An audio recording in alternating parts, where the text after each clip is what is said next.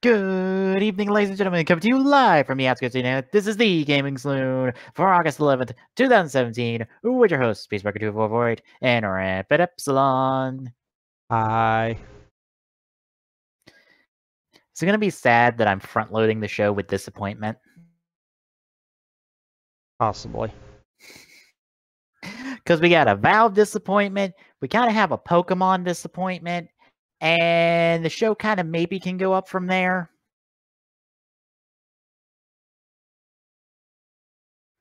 I don't know. It depends on how you view some of these things.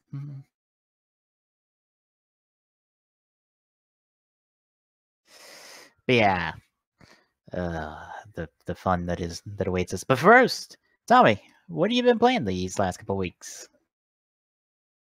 Been playing ARMS today. How goes the ARMS? Be nice if I could actually get somewhere on my speedrun attempts for it, but yeah.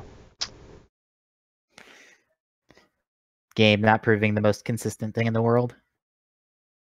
No, I'm not proven to be the most consistent thing in the world. Mm. And I know it's me because, you know, Splatoon 2 came out and I kind of jumped straight to it. For a while. And now I'm realizing it. Yeah. I would say Splatoon 2 pulled a lot of people away from ARMS. Unfortunately. Mm-hmm.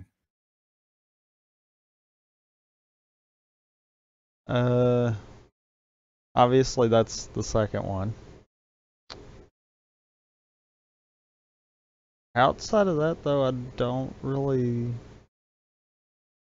think, besides our stupid idea from last week, I've played much else. Honestly, I only played one other thing besides that. And I made backwards progress today on that. Yeah. Persona 5. I'm still working on my what is going to become a 100% run, even though it's technically not a 100% run, because it's not. I haven't done a 100% run in the game would have me doing all of the paramour routes in the game with all of the love interests, including one route where I date all of them to get the special Valentine scene of dating all of them, and all of them going, wait a minute, are you dating him as well? And the bad things that come from there. I don't know how the scene plays out entirely. I just know everyone shows up on your doorstep scared to give you a Valentine's gift, and it's like, wait a minute. There's a problem here. But I'm like 4 trophies away from having all of the trophies. And only one of those trophies involves me actually fighting anything. Because it's one extra boss, fusing the highest level persona, completing the compendium, and then maxing out all S-links. And with maxing out all S-links, I'm on all of the story automatic ones at the moment. That's all I need. Meaning, I can literally not do anything else. And I will get that. I don't have to do anything else, and I can get that trophy automatically.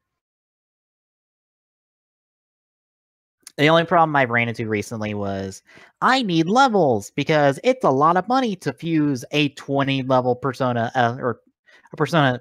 Excuse me, the persona that's like 20 levels above you. It's like in the 6 digits of cash that you need in order to do that.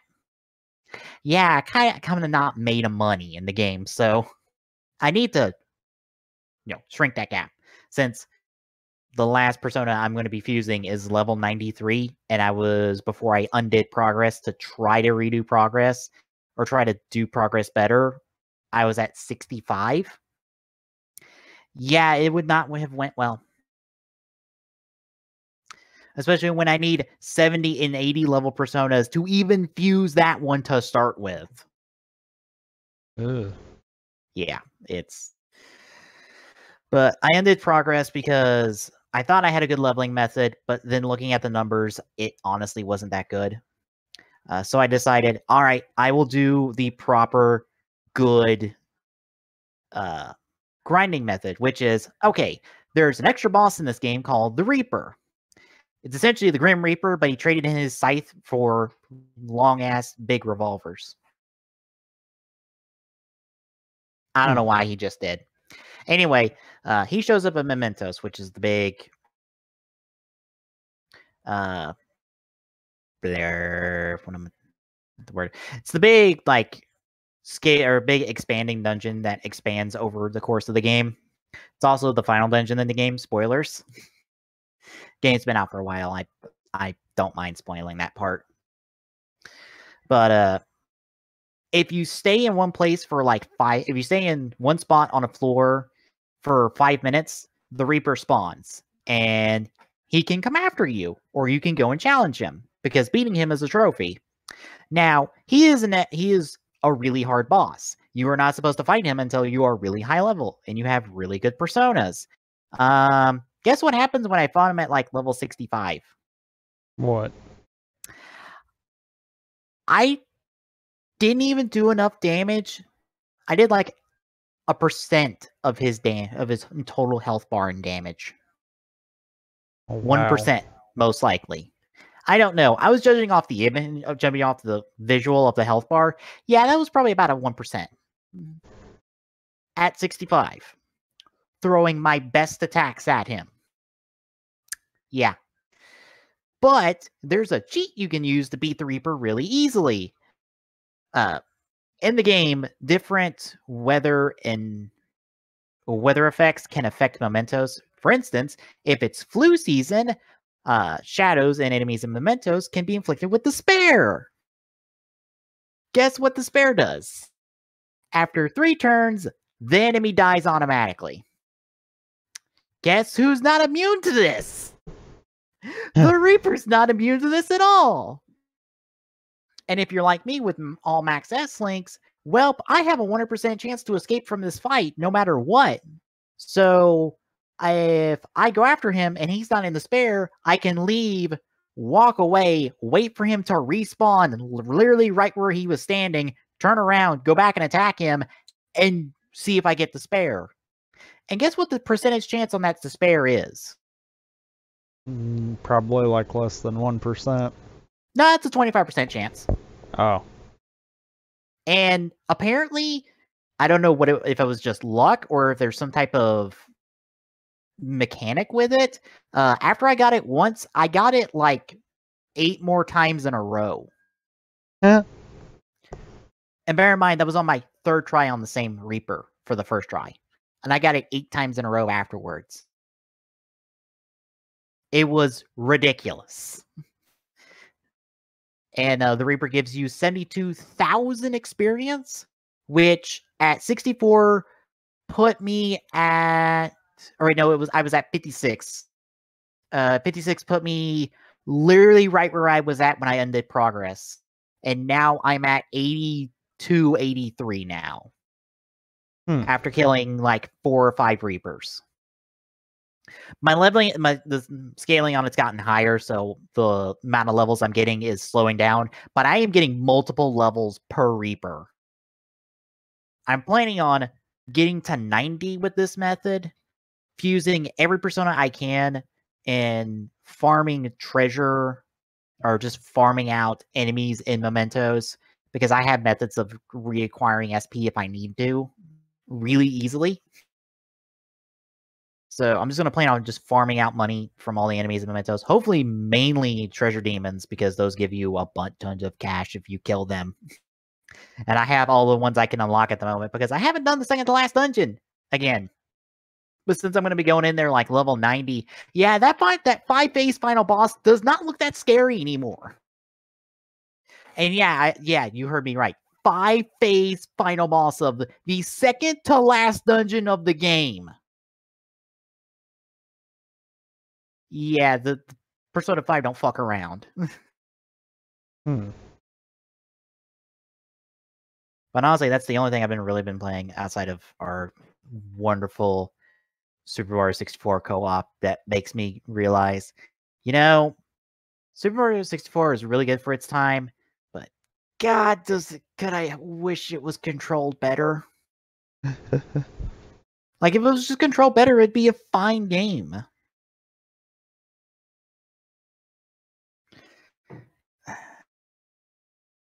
Honestly, that's all I got. I haven't sat down and done any more backlog streams because I'm sure people would not find me grinding out shit on Persona 5 that interesting to watch.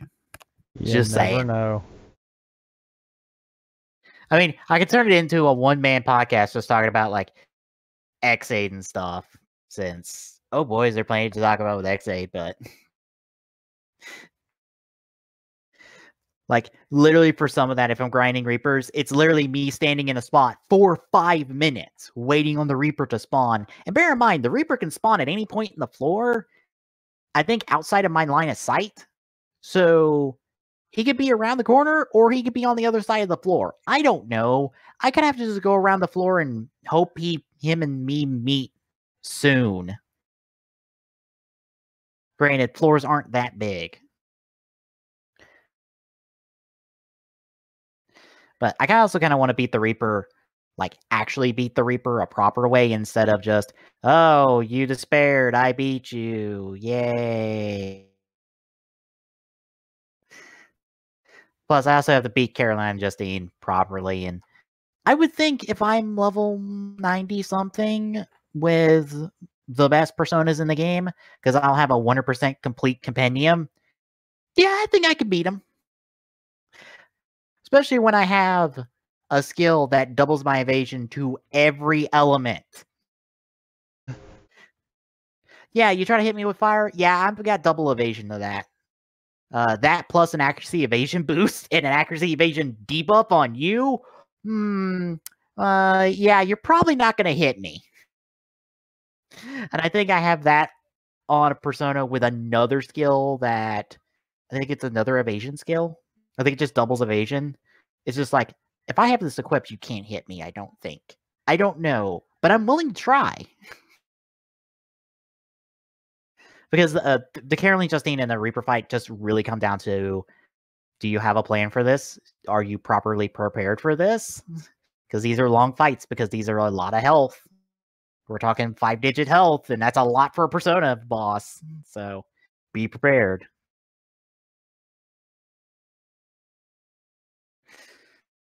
But anyway, shall we start talking about articles? I guess so. Well, we're starting off with disappointment. Valve announced a brand new game at their big Dota 2 tournament this past week. It's a Dota card game called Artifact. I think the audience reaction for this says it all Unfortunately, I don't have the smaller GIF version of it.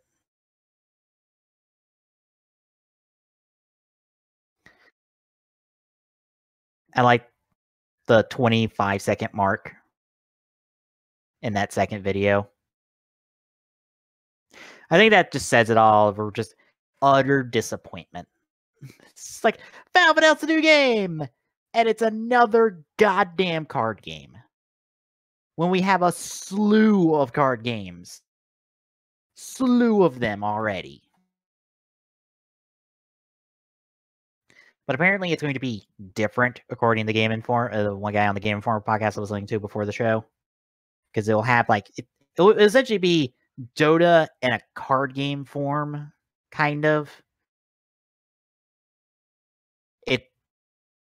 The closest comparison is the Elder Scrolls Online card game, but you and I have never played that, so it's not the best comparison to try to imagine this off of.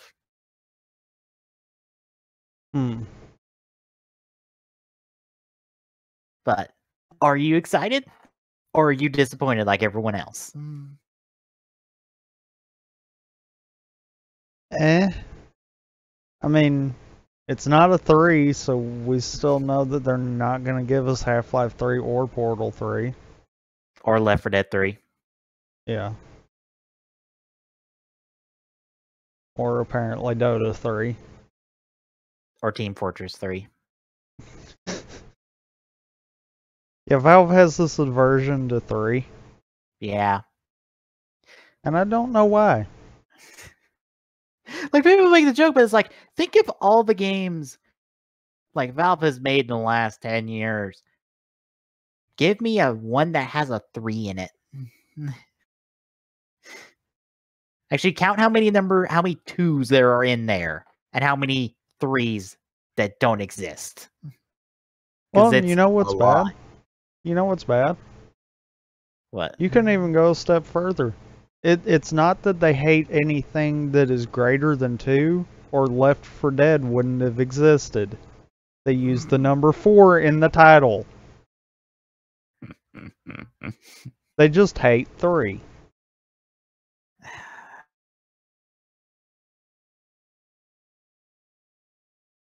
I mean, Game Informer made a good point of like, Valve has a fairly spotless record, so it could be good, but this teaser gives us nothing, and Dota hasn't been something I've been that interested in to start with, so a card game based off of it is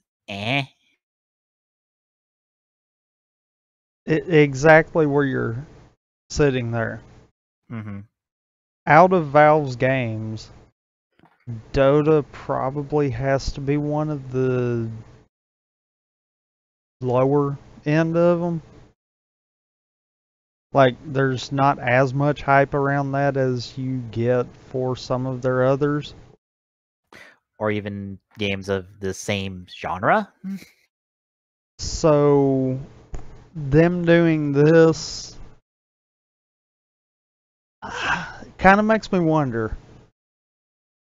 Like, is this the direction Valve's gonna head, or is this just someone pitched the idea and they decided to run with it, or, I mean, this doesn't seem like them. Mm-hmm. In any way, shape, or form.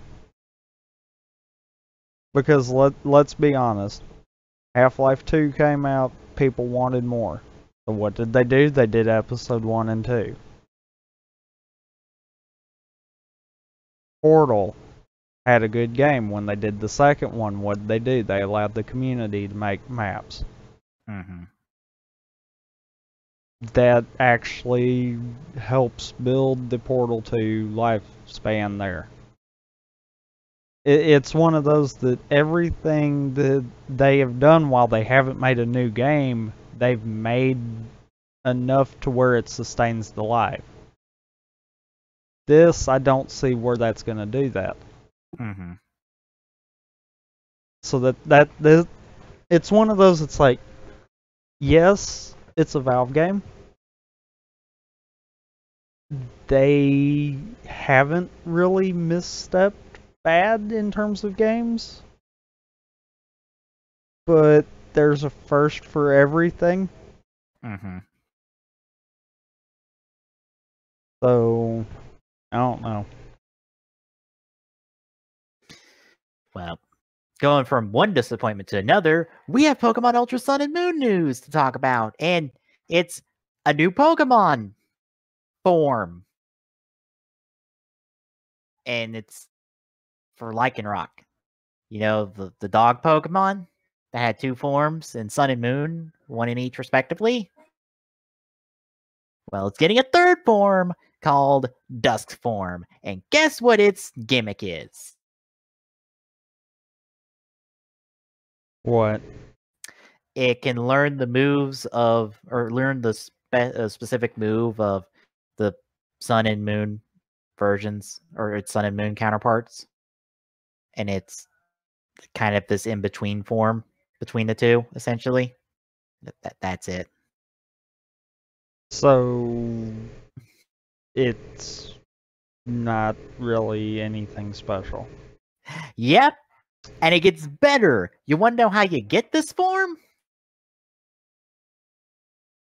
How? Well, the article, or this article, says that there's no explanation. They haven't explained it. Well, they have in other media. I think it's coming out of Kokoro. I'm looking on Cerebi for this information, for those wondering. All right.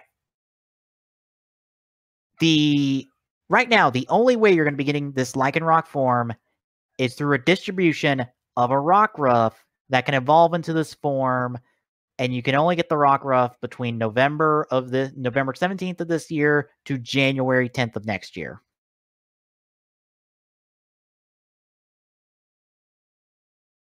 So if you want this new form, you have to pick up this Rockruff and then evolve it in Ultra Sun and Moon, and then you get the new Lycanroc. That's it. Doesn't that just twist the knife even more?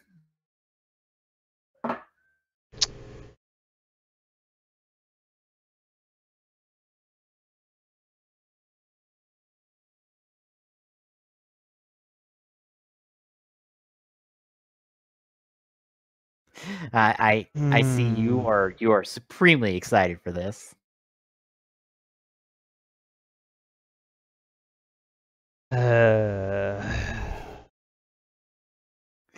So, I guess the big question that needs to be asked is, does this get you to want to buy Ultra Sun or Ultra Moon this fall when the game comes out? No.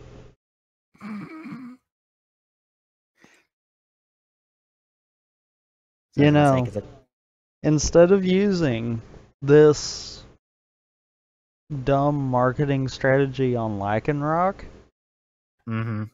wouldn't it have possibly been smarter to go ahead and toss this generation an evolution that utilized something similar to this? But we did have an evolution that was a fake. But, I mean, okay, you think about it. What's the gimmick with Sun and Moon?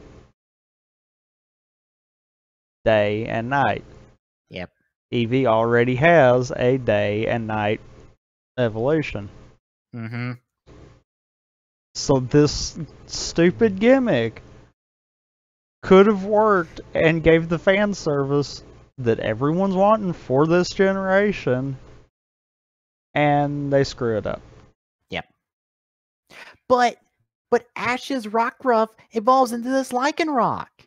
And everyone really liked Ash Greninja when we gave him away, and we gave him away in a demo. So, like, isn't this just as good and cool?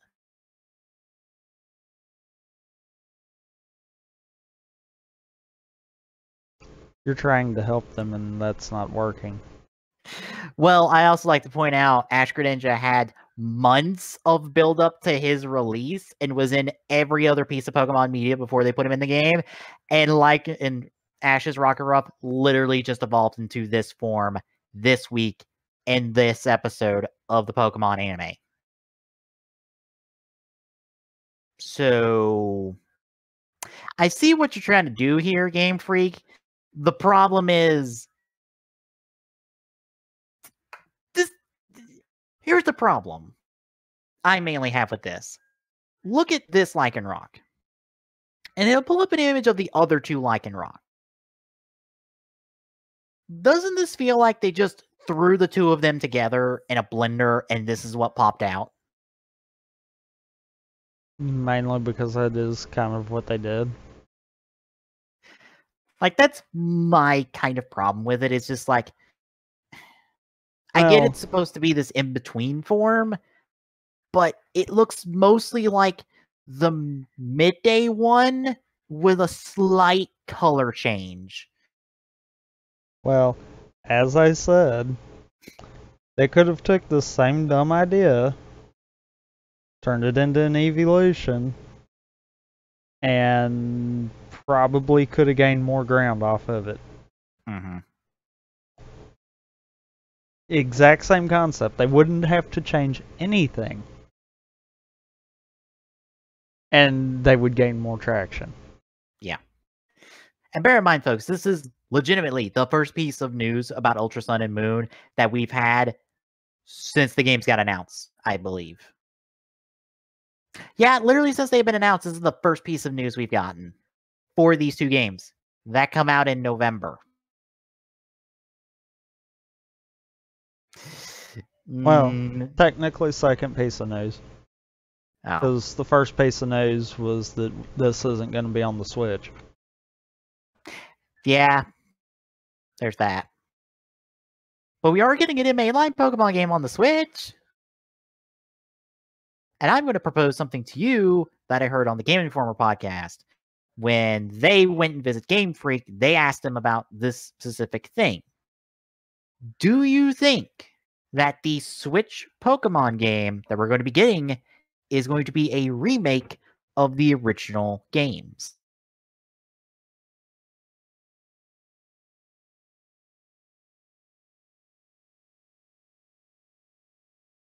Honestly, I could see it.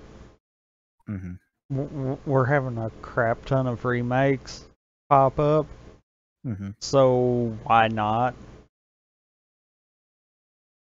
Well, think of it. There's that. And think about how much Kanto related material is in Sun and Moon. I'm wondering though, is it going to be a straight out remake or is it technically going to be the next gen? Like, are we technically going to move forward with new characters, but it still be set in the same region as one of the past games? So it's like a in between. I would think it would be that, especially with with Sun and Moon being like so heavily tied to Kanto, but like acknowledging that those events happened already. Because I wouldn't feel like they would just go, all right, we're just gonna remake Red and Blue for the fucking Switch. Well, and the reason I'm saying it like that is because we already have our first gen remake, Fire Red and Leaf Green. Yeah. So I can't see them just basically up-resing that and re-releasing it. Yeah. But I could see them taking those games as a template and then building something new using that template. Yeah. Because another thing to keep in mind, especially of the original remakes, the Fire Red, Leaf Green, and the Heart Gold, Soul Silver, those were done in order for those generations to be compatible with the rest of the games that it came out. Because there was no way to transfer Pokemon from Red, Blue, and Yellow, Red, Blue, Green, and Yellow, and Gold, Silver, and Crystal into like Ruby, Sapphire, and Emerald, and Diamond, Pearl, and Platinum. No way. You could trade in between, but you could not go past them, which is the whole point of those original remakes to start with. The point of the Mega Ruby Alpha Sapphire was, well, I'm not sure on that one. Just a remake. Yeah. That was all that one boiled down to. But yeah, the Fire Red, Leaf Green, and Heart Gold, Soul Silver had a point to their remakes, to being had a reason to be remade. So the idea of going back to Kanto for the Switch maybe makes sense, especially since when Game Informer was talking about Game Freak was worried about an install base for the Switch. Like, they didn't want to be a launch title for the Switch. And they said, what was it? Going to a new generation took 3 years of development. So we are looking at a potential 2019 release for this game. Maybe. Because you look, Ultra Sun and Moon obviously had been done for a while. Mm-hmm. More than likely, Ultra Sun and Moon was probably done not long after Sun and Moon. Mm-hmm. Because of the fact of it is mostly copy and paste. Yeah. So chances are, even with these two, there might have been a partial team working on Ultra Sun and Moon. Mm-hmm. And the entire team could have been working on it from the time Sun and Moon was finished. Mm-hmm. Meaning we could see it next year. If it's next year, it's late next year. Release-wise, yeah. But I mean, and maybe starting to see stuff surface maybe beginning next year. I could possibly see that. Once we get past Ultra Sun and Moon's release, I could see a big ramp up from Nintendo into, hey, we have a Pokemon game coming to the Switch. Let's talk about it, because they are very much about talking about Switch titles like very early in release. Since we have that, we have a Kirby game, we have a Metroid Prime game coming. Yeah, I'm. I want to be like super hyped for that, and at the other end, I'm like, not the same people working on it, so I'm not too. It's like,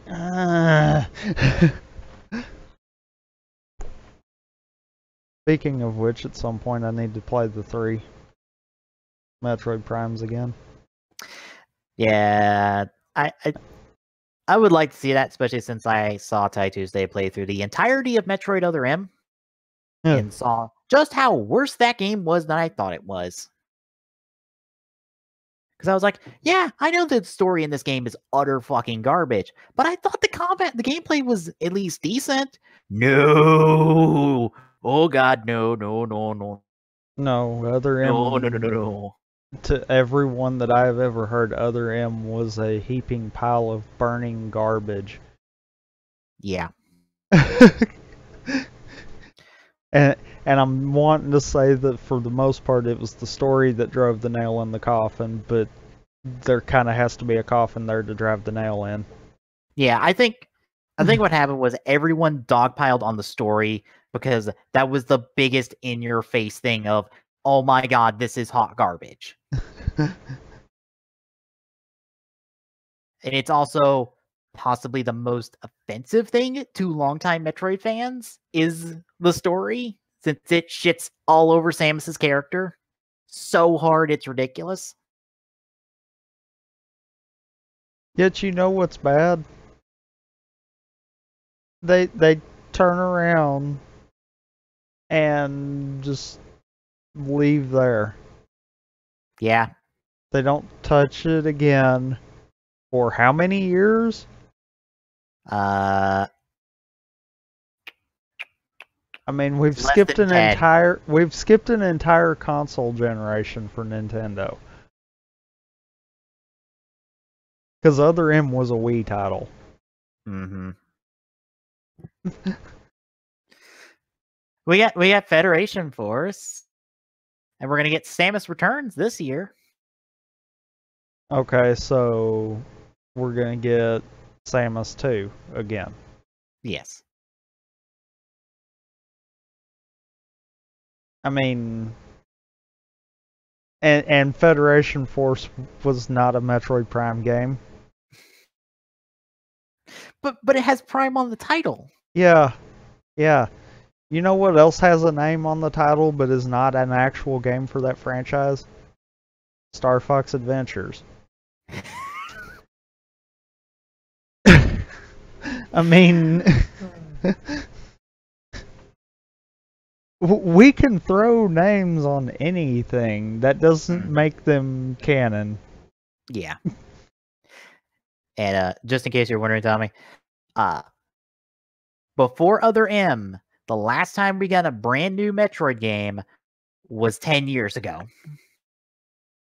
Literally 10 years ago. And that was Metroid Prime 3. I was gonna say that was when 3 came out. Dang. Yeah. You got the trilogy 2 years later, but a brand new game we've not had since 2007. Since then, we had Trilogy in 2009, Metroid Other M in 2010. So it's been 7 years since that hot piece of garbage. Oh, I do have good news. What? There is a way that Metroid Prime runs near flawless in Dolphin now. Yay. I say near flawless because I get like minor frame dip, but it's not as bad as it was. Actual playable frame dip. So, yay. We might do that at one point. At least the starting of it. Mm.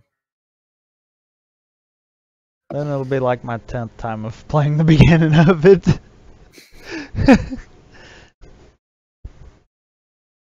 Well, I want to ask you something that I kind of started thinking about because of Ty Tuesday's stream when they were just trying to entertain themselves through the garbage that was Other M. Huh. Do you think Samus gets paid the same way Star Fox gets paid? I don't know. Because Star Fox gets paid for how much shit they blow up in their games. Does Samus get paid that same way too? Possible. Well, if that's the case, that means she gets paid more than Star Fox. I mean, we never get to find out how she gets paid. I know, but And not to mention the sheer fact of the number of games that she's had would mean that she'd gotten paid more than the Star Fox team has. well, even in one game, I think she's gotten paid more than Star Fox. If we It's like- base it off of that. Yeah, because think about it. She's blown up a planet in 2 games. I think that's more than like Star Fox blew up in any Star Fox 64 version. You know, though, I just thought of something. I wonder, because I'm wanting to say in Prime 1, technically, all of the planet side stuff wasn't what she originally was set out to do. No, she was out like going to the distress call from the station in orbit. So she probably didn't get paid for all of that. I think she argued hard enough to get paid for it.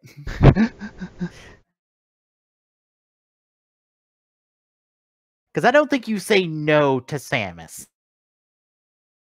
Well, we don't know that. The only people that have said no probably aren't alive. Yeah.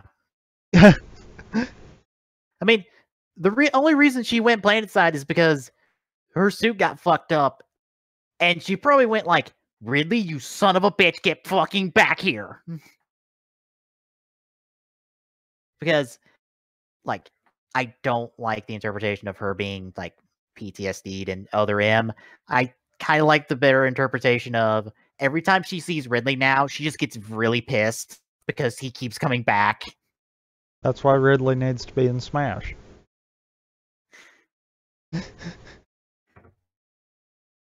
Because it's like, after a certain... Then we could have pissed off Samus and pissed off Zero Suit Samus.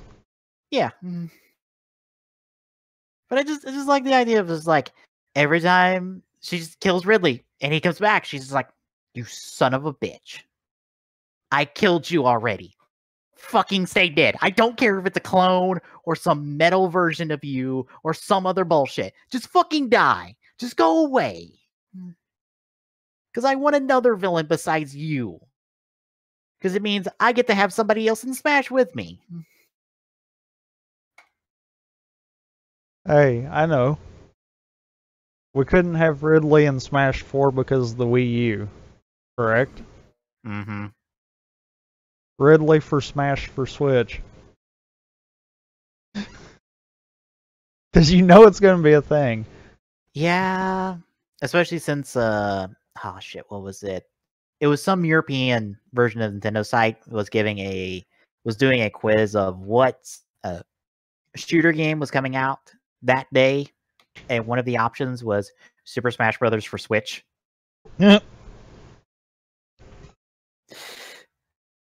Granted, I didn't know that was a shooter. It could have been a joke, but considering all of the options in that list were legitimate, I highly doubt that.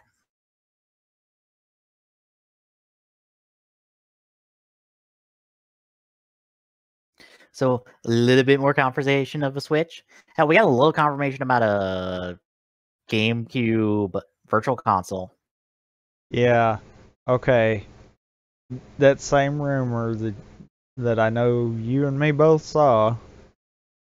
I was reading the comments, and that makes a very valid point.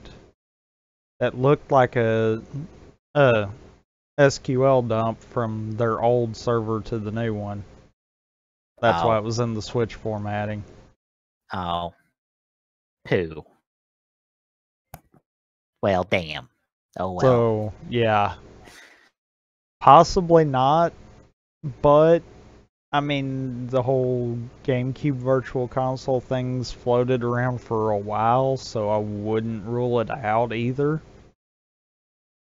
It'll come eventually, maybe. Yeah, about the same time that we'll see the Super Nintendo and NES Virtual Console. Oh, wait, that'll be next year, my bad. Well, do you want to be sad about Pokemon Go now?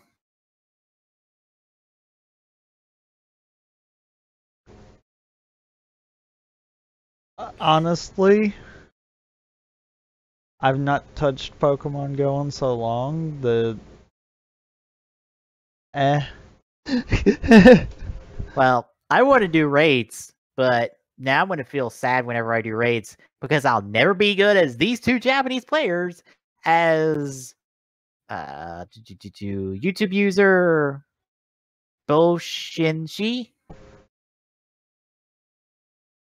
Him and a friend literally went down and took down Moltres on their own. Well then. And 2 minutes, mind you. And what's supposed to take 6 players, I believe.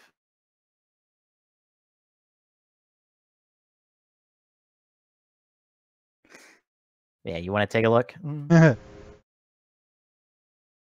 Army of golems. That's gonna be funny.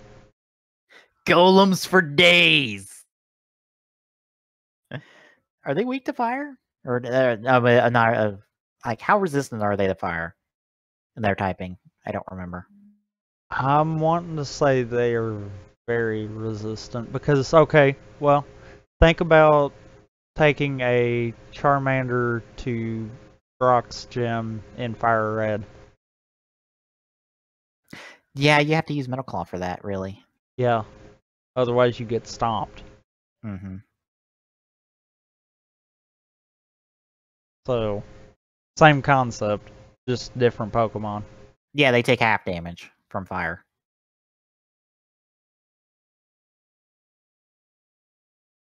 And Moltres may not have anything but fire moves. Well, it says Moltres is a fire flying. Yeah, so So it might that have would be a no. Well, let me see.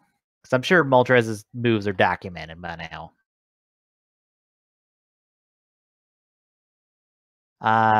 No. All it has is fire moves.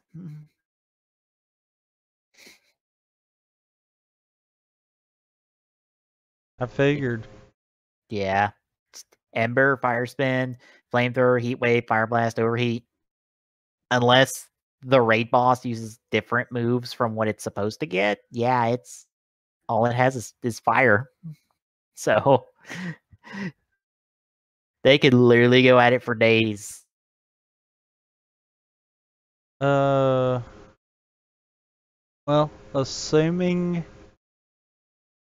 that it would be utilizing everything Mm-hmm. that it would have access to, yeah, there is not anything that would be directly a weakness for a golem. Mm-hmm. There would be stuff that would put it on like even terms, because like Ancient Power's a rock type move. Yeah. But I don't see them programming every move into Moltres. Yeah, I think Pokemon only have like a max of like 4 or 5 possible moves in Pokemon Go. And it's probably the 4 or 5 most popular ones. Mm-hmm.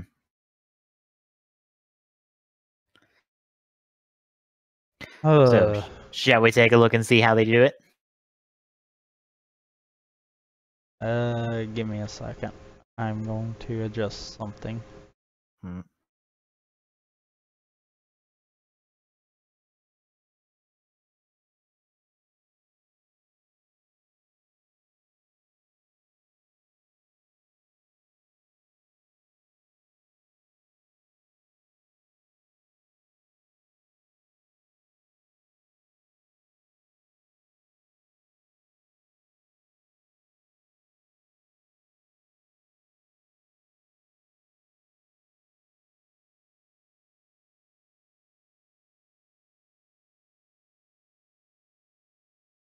Okay. All right. Ready? Yep. All right.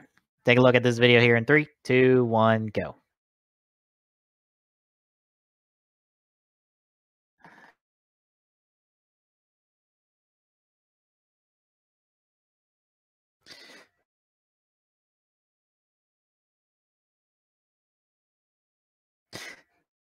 Just roll into it 1,001 times. And bear in mind, they're on the clock too, so it's not like they're turtling. But it's working!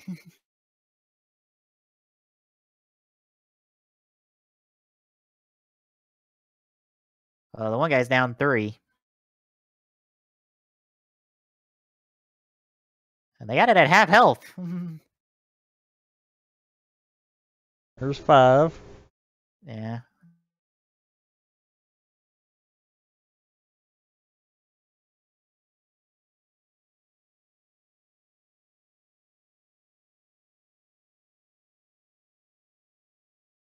Tap out. Yep, second attempt. This time, Golems and Tyranitar. And it's at the same amount of health, so... Well, I didn't know you could do that part. That's kind of what they planned for this, was that multiple people attempted, and then everyone that worked on it got the rewards from it. Mm-hmm. The question is, will they be able to catch the Moltres? Will we even see them attempt to catch the Moltres? Probably not.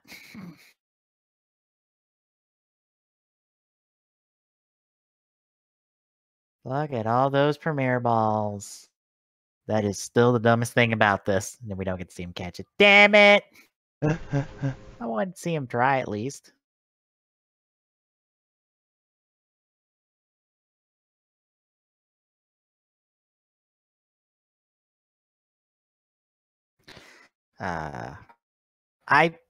I think I'll be able to try out raids here in a couple weeks because I'll be going back to college, and there are butt tons of Pokemon Pokemon Go gyms and stuff at the college. So I'm sure a raid will pop up on campus at some point, and I'll be able to participate. Meaning I get to play Pokemon Go again properly. That's the sucky part of being in a rural area trying to play Pokemon Go. It just does not happen.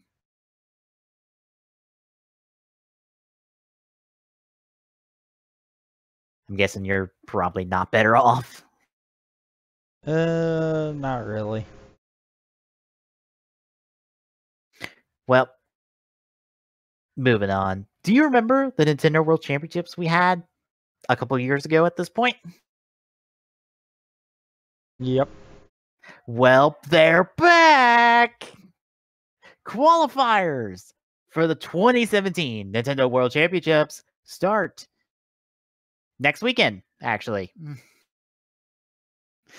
And this time, US and Canadian people can participate, I believe. But yeah, starting on August 19th through September 10th, and 2, 4, 6, 8 cities.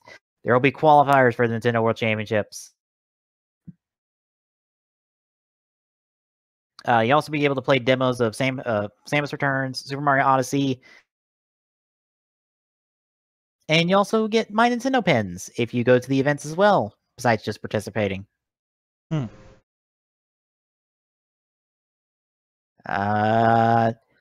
Players will be testing their skills at Mario Kart 7, 3DS, and time trials.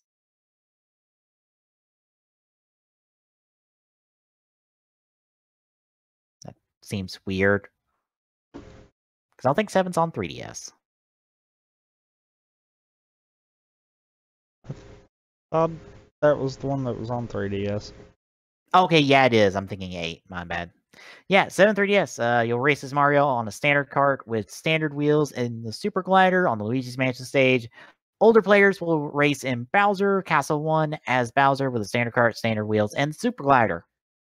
So divided up in age brackets from the sounds of it. So, are you excited for something that we won't get to touch? Well, something that might be good if they stream it again? I mean, the thing that turned into Federation Force was okay. Granted, it wasn't the best broadcast last time they did it. Yeah. It will at least be good to laugh at, to be honest. That's at least my hope. If we even get past these qualifiers. But better news is we might have better esports competition on a grander stage. The Paris Bid Committee is considering esports for the 2024 Olympic Games.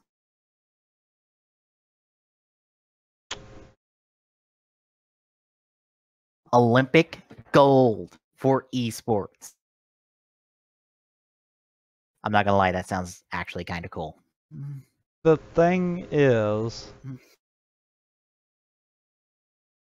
we kind of get back to the whole what game, though, are we thinking about? Yeah. Because I would have to think that the entire esports community would probably be alright if they said like League or Street Fighter or something mainstream like that. Mm-hmm. But chances are they're not.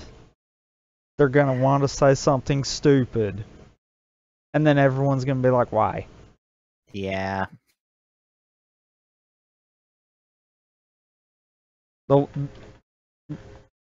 I'm going to be really upset if I call this. Yeah. But it's going to be something stupid like Just Dance or something like that. Well, video games will be a part of the 2022 Olympics in Beijing. Maybe we'll get a preview of that one. But definitively, whether or not, gamers will be competing for gold, we will know definitively in 2019 with the International Olympic Committee's ruling. I would think like the best thing they could do is go, okay, esports is a category and various games are disciplines within that category.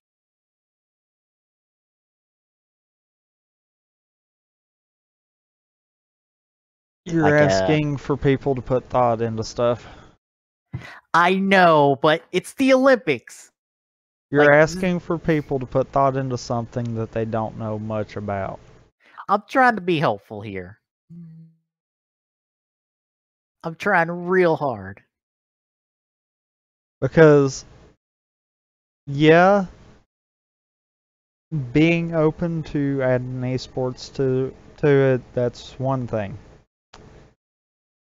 The next step is, do you even know what kind of esports you're adding to it? And that's the problem. This is so vague that it's like, how is this gonna work? Yeah. We need some minor details. Yeah, that would help. Well, we're gonna talk about Metroid again, because Samus is returning. Yes, Because honestly, for the first time, the question of amiibo locking content in a game is being brought up as possibly a bad thing with what the various Metroid amiibo do for Samus Returns. Okay. Samus Returns, though, is a remake of Metroid 2, correct? Yes. So looking at this title, that essentially just means you get an alternate skin out of an amiibo. That really didn't exist in the game proper to begin with.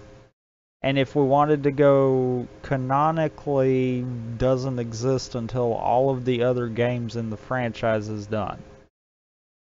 Well, that wouldn't be a problem. If said mode, which is coming from the Metroid amiibo, for those wondering what we're talking about here, we're talking about a fusion mode that is unlocked with the Metroid amiibo.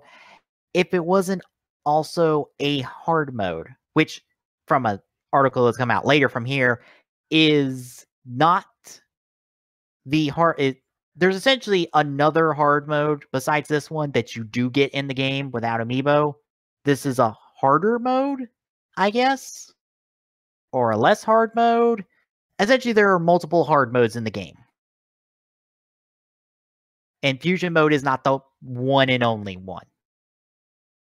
I believe that's been the crux of the conversation of this is, all right, a whole nother mode in the game is locked out behind an amiibo. Or a whole another difficulty level is locked out behind an amiibo, which is the most I want to say you've ever had locked out or ever had attached to an amiibo, I want to say. In theory.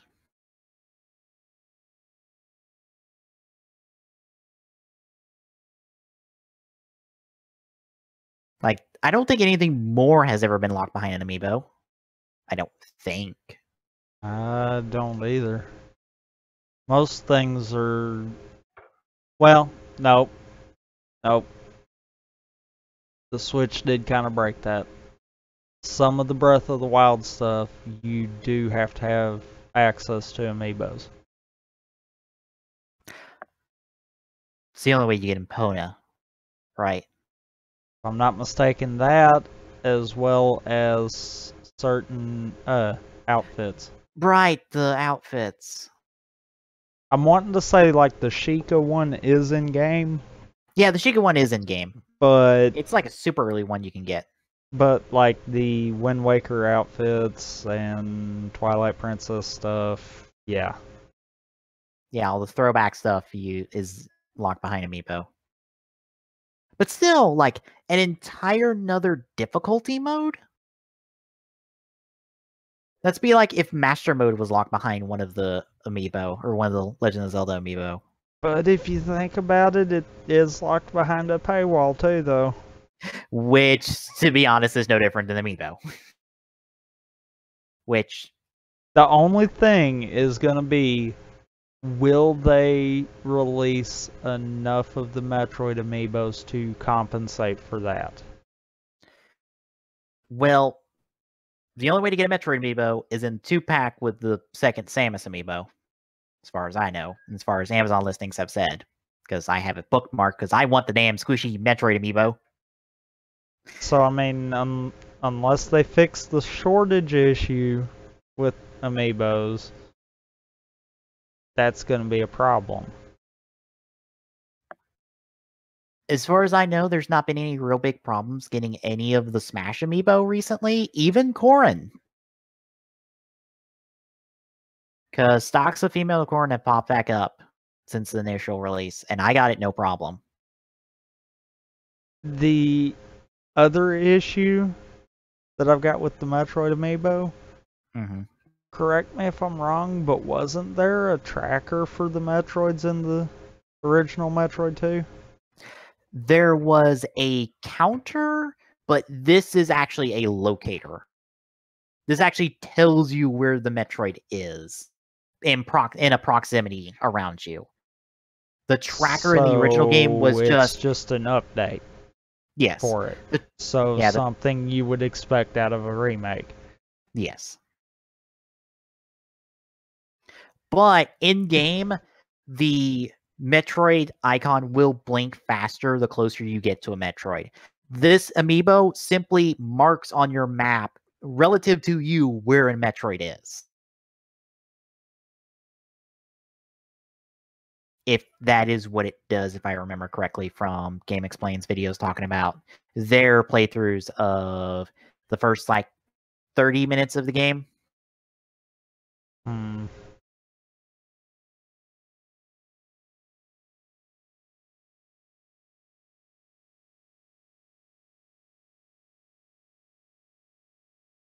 Yeah, I get why people are upset about this. This seems to maybe pushing a little bit how much you can put behind a DLC paywall, especially something that's to be expected of a game or expected to be on a disc of a game. Well, okay. The only thing I'm going to say to this is we can't. It has there, besides this little splurb here, stated anything that the fusion mode is going to be vastly different than a hard mode we're going to have in the game? There have been no details on the specifics of either hard mode that are in the game. The proper hard mode that comes on the disc or the fusion mode that is in the game. I don't believe.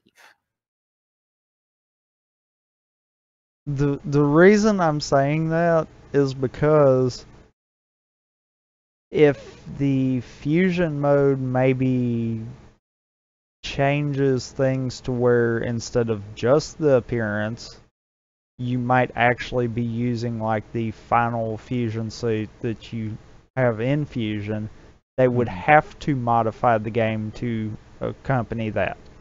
Mm-hmm. Meaning that technically that would be directly tied to the suit. Mm-hmm. If it is just a palette swap, that's a problem. Mm-hmm. But if you can essentially have all of the abilities, because see, it also states that fusion mode will only be made available after beating the game. Yeah, that's the kind of the other tricky thing about this is a lot of the unlocks or like some of the like big unlocks for these you have to beat the game to get, which sounds kind of meh. Like that, the Metroid 2 art both require completing the game, and the Zero Suits selection of music requires beating the game as well. And an in-game art gallery from the regular Samus amiibo is unlocked after the game. Like everything has something unlocked after the game, which also is like, okay. Like, why do I gotta beat the game to get this stuff that I've already paid for, technically? Is kind of the thing Maybe. about it. Because what if the Metroid 2 art gallery that they're saying is the original art gallery? Not the one that you would get from the game itself. Maybe. You see what I'm saying? Yeah. That could be a throwback thing there. Mm-hmm. And I could maybe see that with the other two. Possibly having some of the I don't think Zero Mission had an art gallery. Now that I'm thinking about it. So see, they might could throw some of that stuff in with the other art gallery. Mm-hmm. I mean, there's a lot of room that stuff could be explained in a way that it's like, okay, this is actually enhancing the game, not something that's just locked behind a paywall. Mm-hmm. But at the same time, they've worded it so poorly that it looks like it could be either one.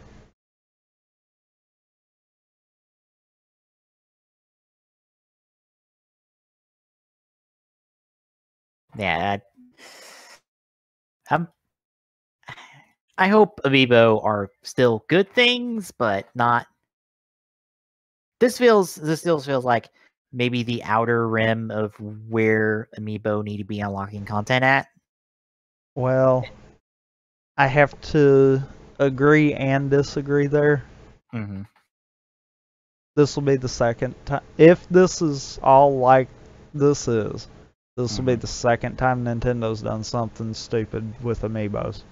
Yeah. The first being Splatoon. Yeah. Because giving out Amiibo only armor sets In a competitive game. Yeah, that kind of skews it. Mm-hmm. And it's not as bad in Splatoon 2 because they did find ways to fix that. Mm-hmm. But at the same time, it's still kind of there. Mm-hmm. So, I don't know. Yeah. Well, good news. I have trimmed down the releases. They are far more manageable. Until they become unmanageable again. Yep. Like there's no 360 or PS3 because like there's nothing till next month for them. Literally. But we will get a Wii U release in the form of Just Dance 2018. Because that's coming out on everything. I think it's even coming out on the Wii. I'd say that's like the only thing that's still coming out on the Wii. Yeah, because it's not that hard to make a Just Dance game, to be honest. So, moving on to releases. Coming out on the 14th, we've only got 3 PC releases of note. Bear in mind, when I'm talking about PC releases, it is only the things I have cherry-picked that sound interesting or funny. And I see you've already read the first one. No, I read that. It didn't get me to laugh as much as the one for the 17th. Okay. The first one for the 17th. Yeah. Well, coming out on the 14th, we've got Flat Fat Cat. How that works dimensionally, I don't know. We've also got Game and Clicker for all you Gabe Newell fans. And we have StarCraft Remastered for all you StarCraft fans. Coming out on the 15th, we got Agents of Mayhem for Xbox One, PlayStation 4, and PC. Observe for Xbox One, PlayStation 4, and PC. Sonic Mania for Xbox One, PlayStation 4, Switch, and PC. The big release to come. And let us all pray that is the good Sonic game we are getting. At least. Hopefully we get 2, but let's hope at least Sonic Mania is good. Because if not, we are in trouble. Sonic Mania will be good, I have a feeling. Yeah. Because everything we've seen, it looks like it's going to be good. Yeah. Have you seen the opening cutscene or the opening for the game? Yeah. That looks really good. That gives me hope. And to this, I'm also going to say, if that's going to be the good Sonic game, then Forces is screwed. Well, maybe Forces will be good too. All I can say is, if it's bad, thank God they didn't name it Generations 2. Yeah. But at least you get to play it on the Switch. Yeah.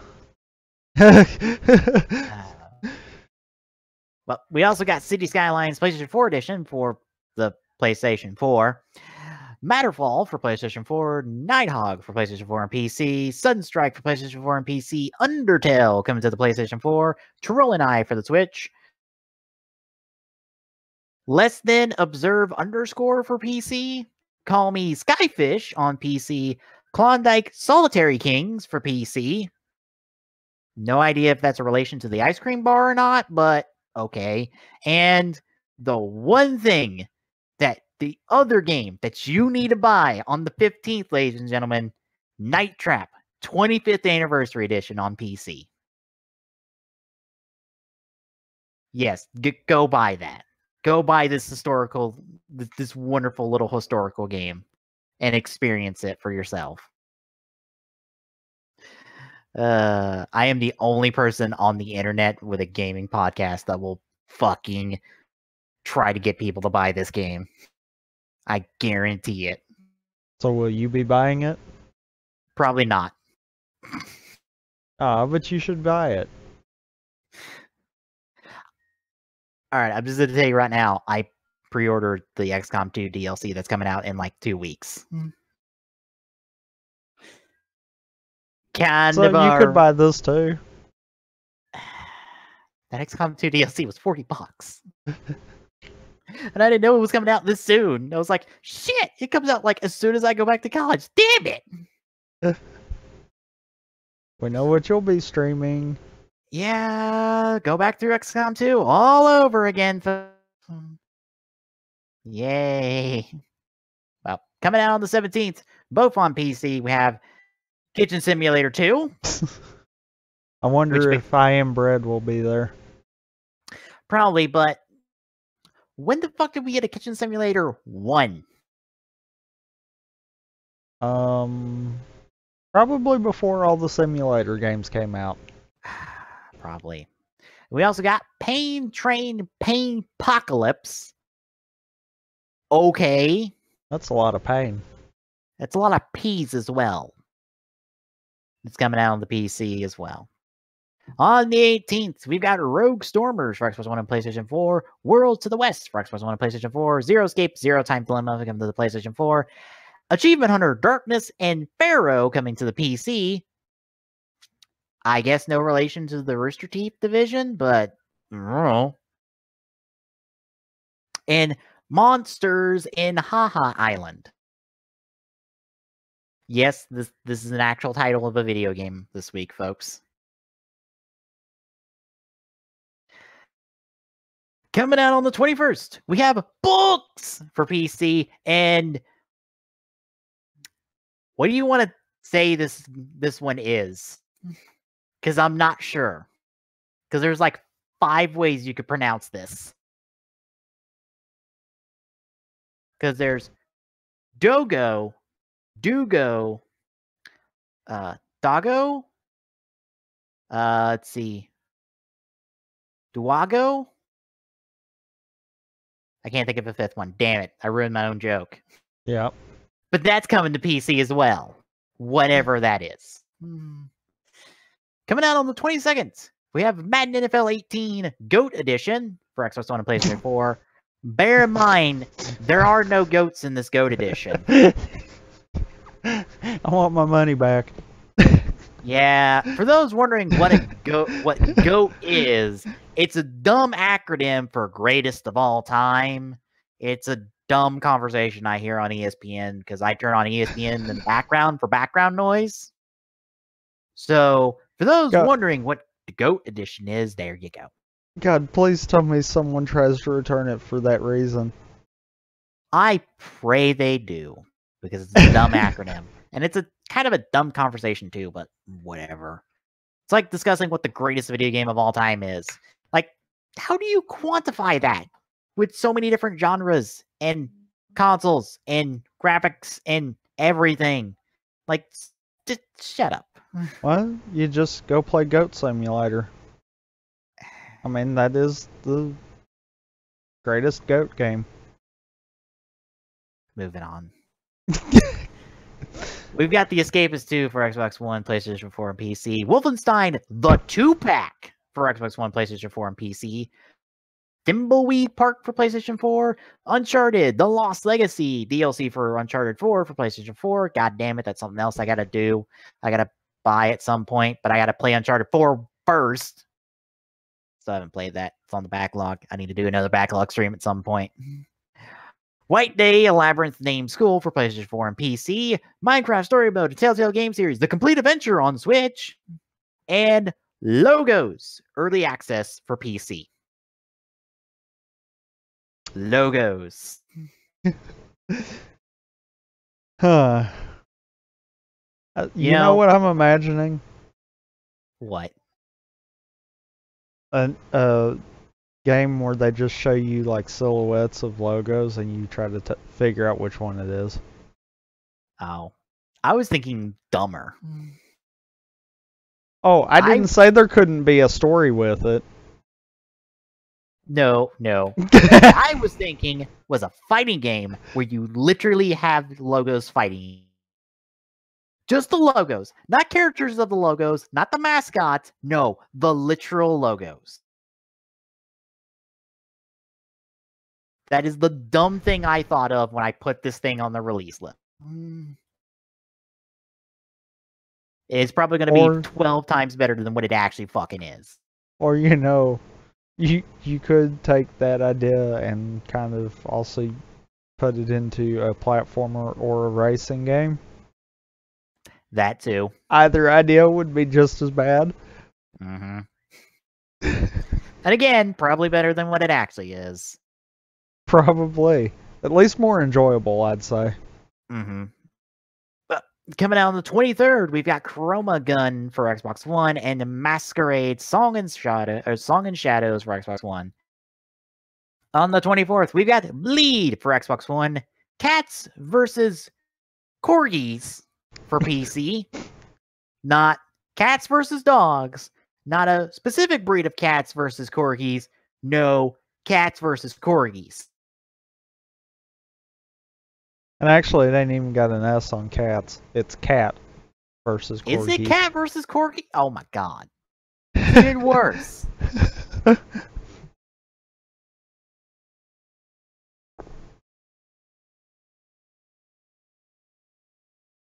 You're looking it up, aren't you? I'm looking up logos, actually. Oh, okay. It's a Civilization game, essentially. Yay. Now I'll look up cats versus corgis. Are you at... Okay, you said it's a Civilization game, correct? Yep. Are you at least building an army of McDonald's logos? Nope. Oh. I'm disappointed. It's a platformer where you play as a cat. It's a rail platformer. And I'm guessing you're fighting corgis. Yes. Truly the pinnacle of gaming. Yep. Anyway, we also have on PC Doggone Golfing. I closed Steam, so I can't check if this is a dog that has gone golfing or this is just doggone golfing. And someone's really angry about his golf play today. I like the first idea. It's probably better than what it actually is. Oh. Well. Nope. Wait. Nope. This actually is a dog golfing. It is multiple breeds of dogs golfing. Yes. It's a 2D golfing game, actually.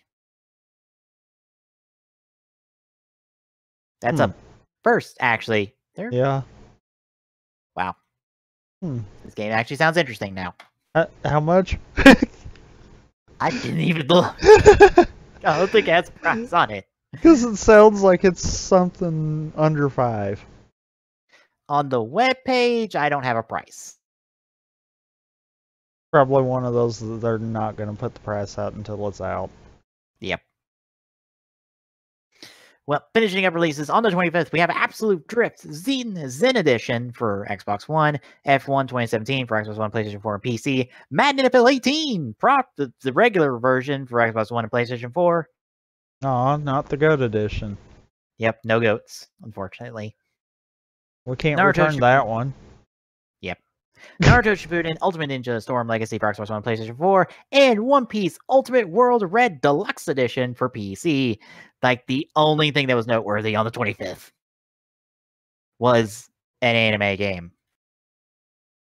And I think this is not even one of the Muso games. I want to say this... which one was this? Is this one of the Muso games?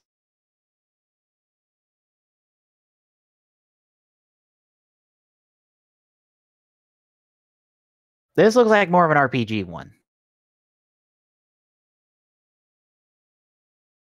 Yeah, this looks more like an RPG One Piece one, which is Probably words is fun. I never thought I'd say, but okay, sure. But that is all our wonderful releases. Which brings us to Quick Draws. And I get the splurge about Persona. Kind of. I get to splurge about one of these 3 games, and unfortunately it's the one we know the least amount. But of course. Because at a Persona concert these past couple weeks, we've got not 1, not 2, but 3 brand new Persona games announced. We have Persona 3 Dancing Moon Knight and Persona 5 Dancing Night Star, follow-ups to the Persona 4 dancing games, and both of these are coming out for the PlayStation 4. PlayStation 4, actually. They aren't going to be just on the Vita. Yay! I never was interested in the dancing game anyway, so whatever. And on top of that, Persona Q2, a sequel to Persona Q, was it Shadows of Labyrinth? Let me look. Shadow of the Labyrinth on 3DS, and that one is also coming to the 3DS as well. And they tease the reveal of the main character from Persona 5 in the Persona Q art style for this game. And the image up above is from the Persona Q2 announcement. So, yeah, there's Persona 5 characters in it. It will most likely be a crossover of the 3, 4, and 5 casts, which will be really cool. And maybe you'll add in the 1 and 2 cast. But yeah, there's not much else here besides, hey, look at how nice our dancing games look, because they're running on the Persona 5 engine. But this does bring up an interesting idea that a Persona news reporter on Twitter has tossed out there. Because Persona 3 characters are being modeled in the Persona 5 engine, it's very possible we're going to get a Persona 3 remake on PlayStation 4. And maybe after that, a Persona 1 and 2 one. Which sounds like a neat idea. The only problem for me is, well, I own a copy of all 3 of these games. Because I own the PlayStation 2 FES version of 3, and I own the PSP releases of 1 and 2. But it would probably be better done on a PlayStation 4 one, so I wouldn't mind. Because I barely touched those, and I still need to play through the FES one. Or go past where I stopped on the FES one.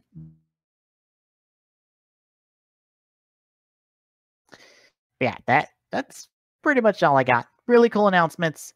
Not super interesting stuff, unless you're interested in the dancing games, but excitement for more things to come. But tell me, what is yours? Well, mine's just a little blurb about the Breath of the Wild update that recently came out. Apparently, they are adding a way to obtain in-game items through the home menu, through the little news part of it. Mm-hmm.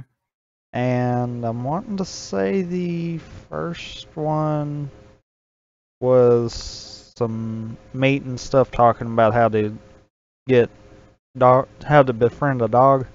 Yeah, I found it as I was going. But there's that. I've yet to try that out yet because I've not really been back to Breath of the Wild yet.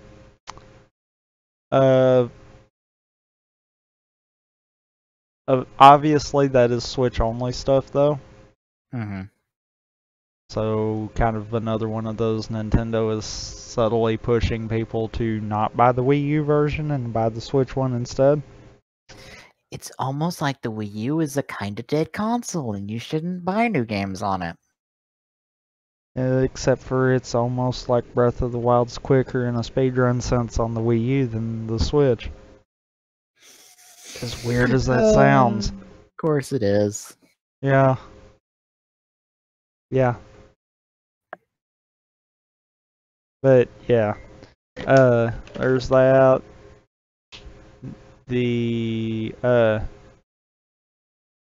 usual various fixes to improve gameplay that Nintendo loves putting in everything. Gotta love those generic, we fix stuff.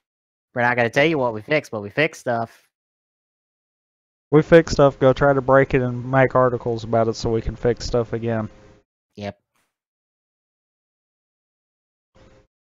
And apparently, something I didn't know about, there was a problem with the Kelton quest completion when playing in Master Mode.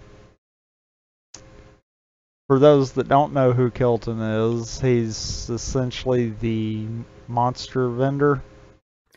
Oh, I was thinking of the wrong quest for a second. Yeah. So that's funny. But yeah, that mine was just kind of a short little splurb about that because I really had nothing else.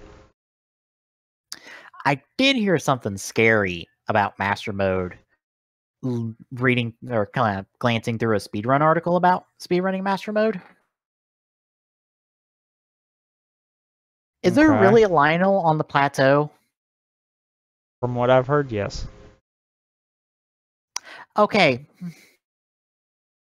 I thought Master Mode was only supposed to up all of the monsters' existing levels, not put a monster that will literally rip your ass apart in the beginning of the game. Because I thought Lionels were more like mid to late game monsters.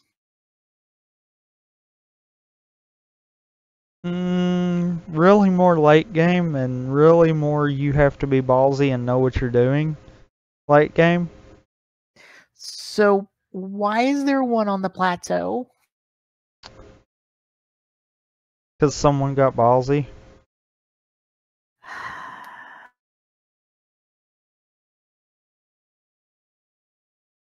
You know, I'm waiting for speedrunners to find a way to kill it quickly and be able to pick up items off of it. Well, to this I say, not gonna happen easily.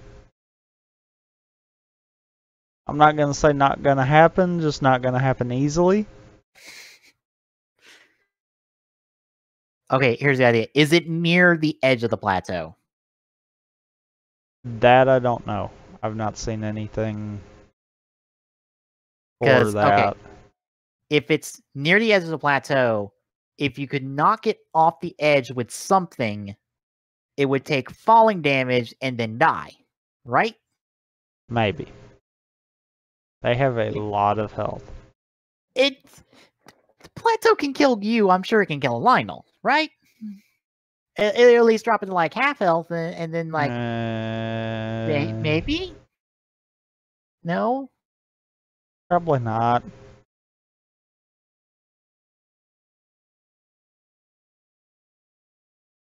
Well, but I don't know. That's all I got. Well, at least we have a hopefully really good X8 episode to look forward to tomorrow. Maybe. We were talking off stream about this past week's episode and Gamdeus being literally thrown under a bus. And then backed over. Yep. Just nap. You are not final villain. Fuck off. That was literally the short and long of that episode on that end. It was just like, yeah, Gamdeus is final villain. Nope, fuck you. No, we got Kronos Gamdeus Ex Machina as final villain. Which is a list of reprint of Kronos with Gamdeus's weapons. God damn it. Maybe we'll get an appearance by Poppy in writer form before the end of the show. Doubt it.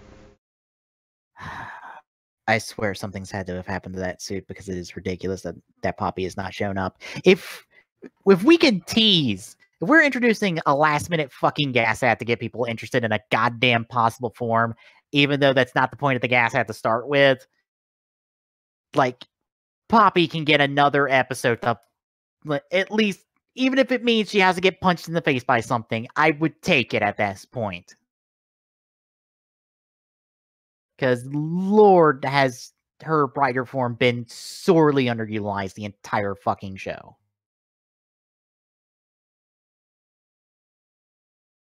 Although I do like the idea that Kyria and Gem get a gas hat that they voice together.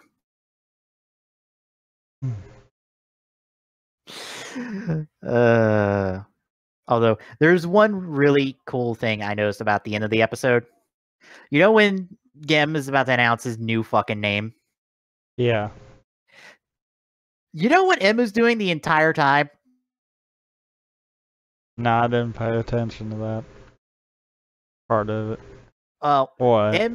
Emu is just standing there, arms crossed, just waiting for it to happen. He looks like he just so does not care. He is just standing there to listen, and he's expecting exactly what happens to happen. He's like, yeah, it's gonna be some dumb new name, whatever. You be you, Dan. You be you. That is literally what it looks like. Because Niku's all worried about it, and Ebu's just like, it's gonna be a new name again. He's gonna rename himself again. Fine, whatever. I don't care. I got bigger things to worry about. Like the guy who refuses to fuck off. Yeah. Like the guy that refuses to die. Yeah. He needs to just die. And be At least dead. At least we get the cool thing of Kronos v. Kronos this week, which I went, huh? When I first saw the pictures, because I'm like, wait, who the fuck's the other Kronos? And then I looked at the belt, and I looked at it hard enough, and was like, oh. Snipe's becoming Kronos. Why? Literally, why? Well, we've Also- already established that Kronos is the only one that can beat Game Death. So? Like, Wait, though, if that happens, hold on here.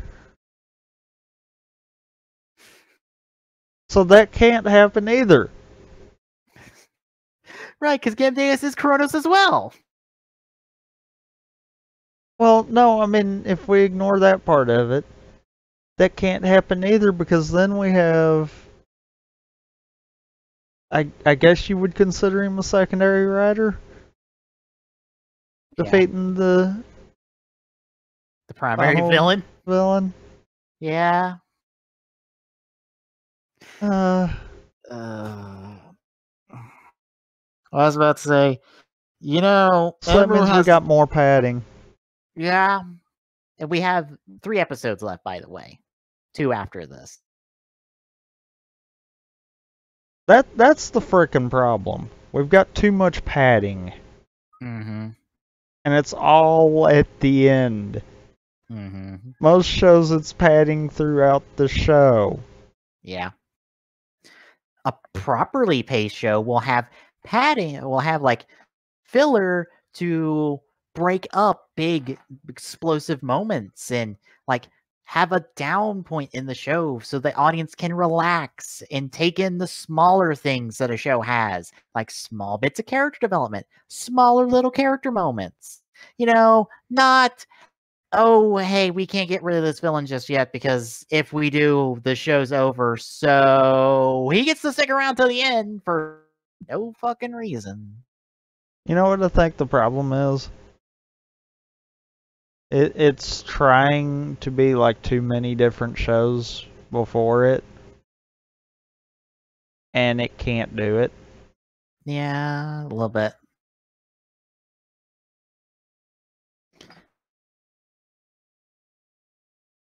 Like, I'm starting to wonder if it's like we had to save Game Deus for the movie, and we can't use Game Deus in the show. Because Game Deus is literally the final villain, the big bad of the movie. Like, Fuma is not the big bad of the movie. No, Game Deus is. Fuma is just the intermediary villain that isn't really that much of a villain, reading the synopsis of the movie. Like, he's just trying to save his daughter. And, you know, he might be a bit of a dick about this, but at least he got talked down, unlike a certain other villain we both know and loathe at this point.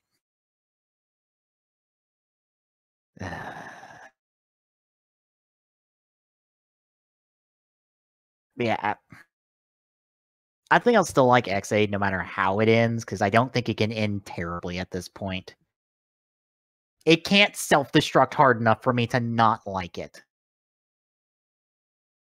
I know I'm setting out a challenge by saying that. But I have to believe in 3 episodes. It can't literally self-destruct. Like, you need more than 3 episodes to self-destruct. I don't know. Okay, as long as it could take a good major misstep, especially this episode, and that would be enough to start setting it on a spiral. Yeah. As long as we get a good final fight between Emu and not Kronos, I'll be okay. Because I kind of just want that. Like, if they're going to go to that, just do that, do it good enough, and I'll be fine. And I could honestly wind up seeing them wanting to chance the waters and not let Emu be the one to destroy Game Deus. For the simple fact of, you look, we've already seen he can destroy Kronos and Game Deus. But can he destroy the both of them together? But I mean, I could see them wanting to kind of cheapen that like that, but at the same time, it's like, that's a risky move. Yeah. Well, either way, I'll at least go, well, X8 technically has a second ending, and if I don't like this one, I can just like the second one and go, that's the canon one, because it says true ending, so therefore it's the canon one. Plus, at least it's the team-up movie, so it's super canon. But what if it sucks worse? Doesn't sound like it sucks. Usually, whatever reaction I have to the synopsis when I read it, and it was a detailed synopsis that Build Writer News and Gamer Writer News has, because it's relevant to Build Writer, because, you know, Build shows up at the end of the movie to tease Heisei Generation's final, because this movie leads directly into Heisei Generation's final, apparently. But yeah, usually whatever reaction I have to the synopsis of a writer movie is how I feel about the movie when I finally get to sit down and watch it. So I liked what I read, even though Poppy is once more downplayed, though she's a goddamn writer. Like, you know that big writer team up we see in the trailer? Yeah. Yeah, she's not there. She's back at the CR doing nothing. Even though Poppy is in the movie, in her writer form, she's not in the big, you know, battle with Game Deus at the end.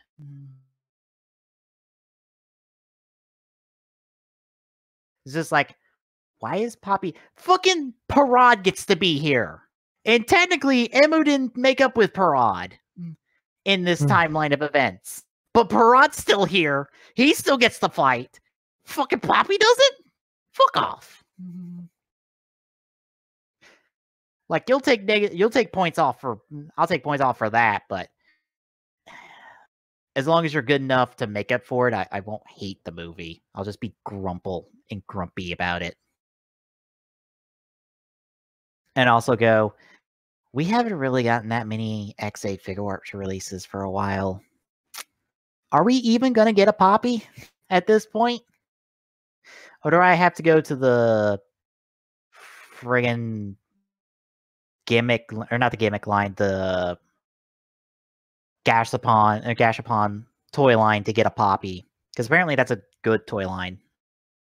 And we're even going to get Sentai figures from that toy line for once, because we've not gotten posable Sentai figures since they stopped doing them for Figure Arts. And oh boy, can I tell you how many teams are not complete because of that.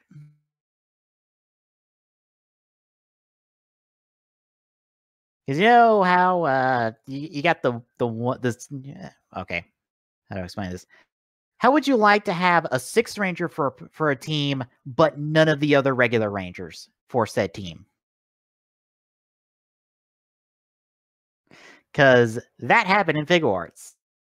We've also had half the Go Busters, because we don't have Beaten Stag Buster. You know, the best Go Busters in Figure Arts at all.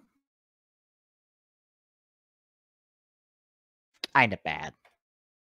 But anyway, we're going to close out here. In 2 weeks, we'll be back with more game news discussion. And in a week, we'll probably be playing something dumb. Maybe the new League special mode, if it's out by then. Because there's Possibly. Yeah, because it looks kind of interesting. It's a PvE mode, actually. But till then, folks, for Tommy, I'm Peace. Good night, everybody. See you then.